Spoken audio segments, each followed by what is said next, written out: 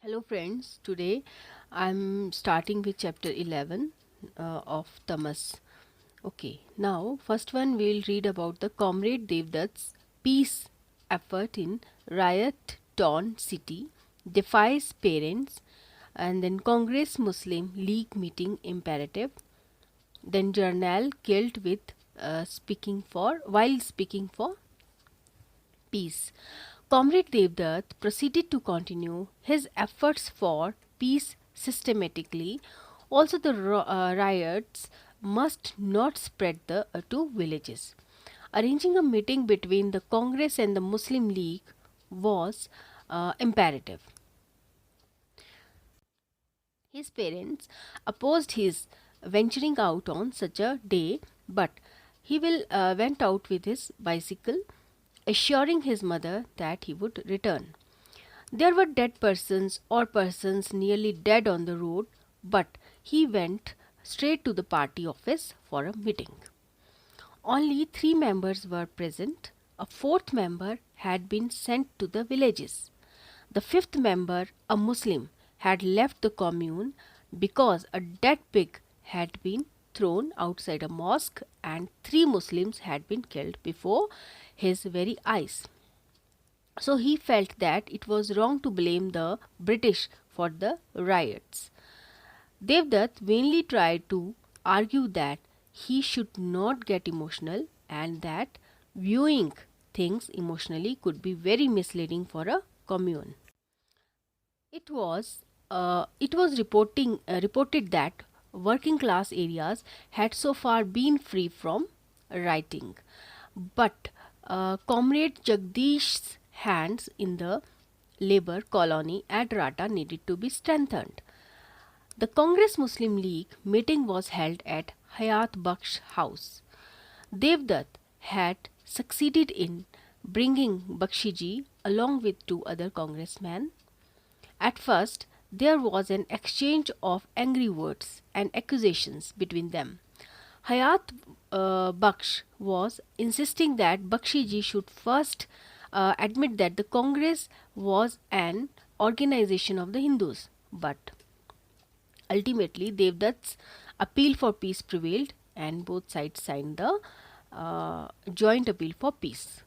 While he was living, news came that rioting had broken out in Rata also.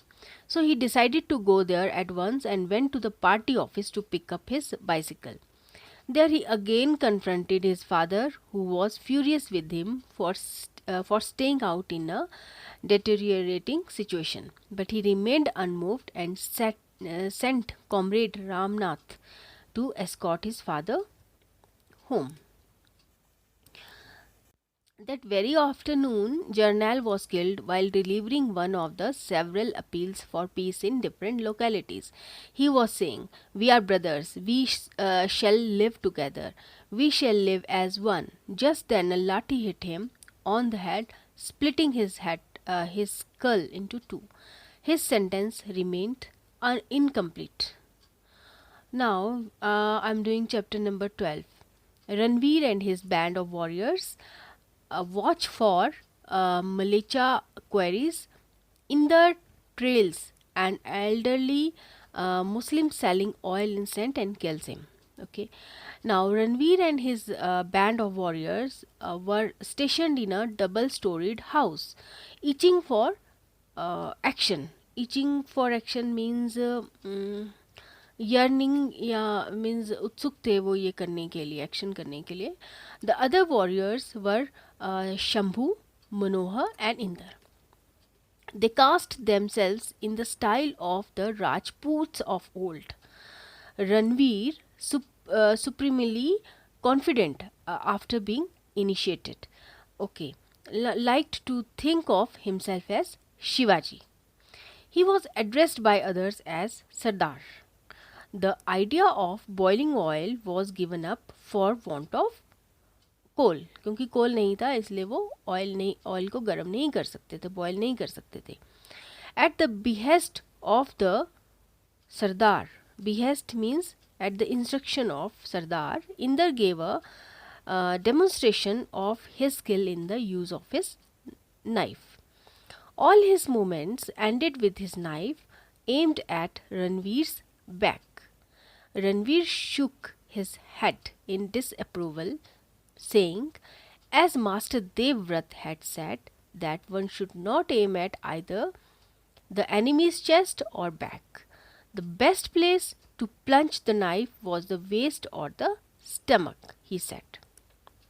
Then Ranveer spotted a militia, an elderly oil and scent seller walking down the street. At a hint from Ranveer, Inder leap मतलब jump करना जैसे कि leapt into the lane and followed the scent seller for some time. At the turn of the corner, the scent seller saw the boy for the first time and started talking to him. He thought the boy was afraid and was walking with him for protection. He was telling him about the sales that he did. Suddenly, Inder swung into action and stabbed the old man, remembering to give a twist to the knife as the Sardar had said, and ran away. It was after some time that the old man realized that he had been stabbed. He collapsed, saying, "Oh, I have been killed." The number of kites flying in the sky seemed to increase. Now we are coming on chapter 13. Chapter number 13, Nathu's guilt and deep distress at the killings and burnings caused by his act, his final confession to his wife, Nathu's wife's attempt to cast out the spectre from their house. Spectre means हम बोल सकते हैं phantom या कोई symptom या sign को हम spectre बोलते हैं. Okay. Nathu was deeply distressed. He held himself guilty at being the cause of the killing and burning taking place in the city. But he did not know the purpose for which the dead pig was to be used. Sometimes he would join his fellow skinners but would feel restless and go back to his house. Sometimes he would wish to take a glassful of country liquor and forget everything.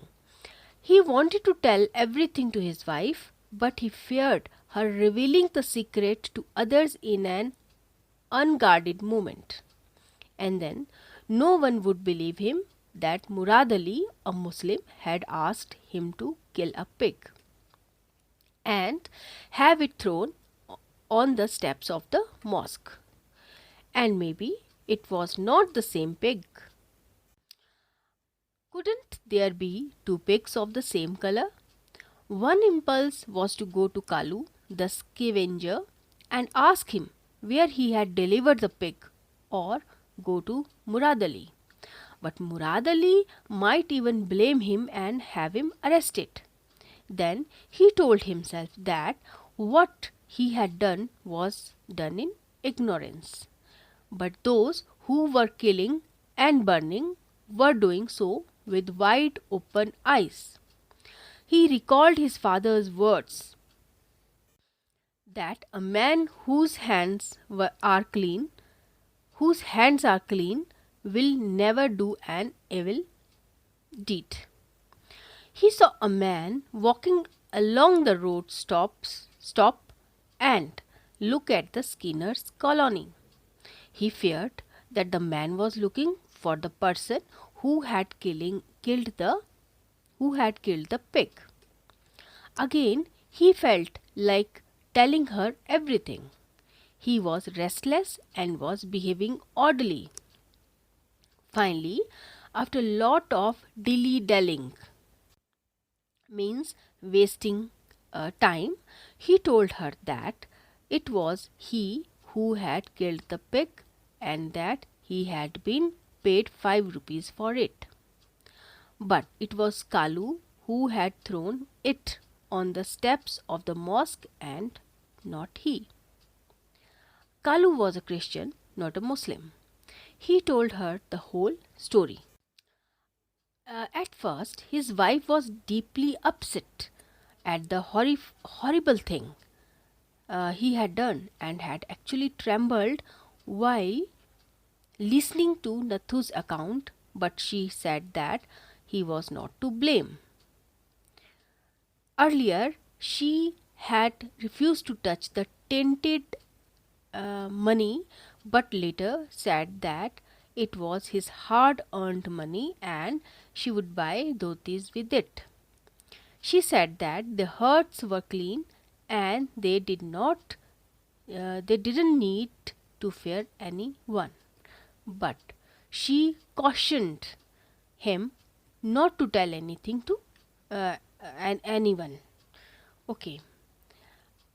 Later, they heard someone say that a riot had broken out in Rata. Nathu's wife felt that the shadow of some dreadful omen means symptom या sign, had fallen on their home. And though she asked her husband to go out and join their other skinners, she herself tried to cast out the phantom, means sign या symptom, by sweeping and then washing the room thoroughly. Now I have finished part 1, जिसमें कि हमने town के बारे में ही पढ़ा है और नत्थू के बारे में पढ़ा है. अभी मैं नेक्स्ट वीडियो में पार्ट 2 करूँगी, जिसमें कि हरनाम सिंह एंड उनकी वाइफ के बारे में बताया गया है. Thank you so much. Please subscribe my channel. Thank you very much.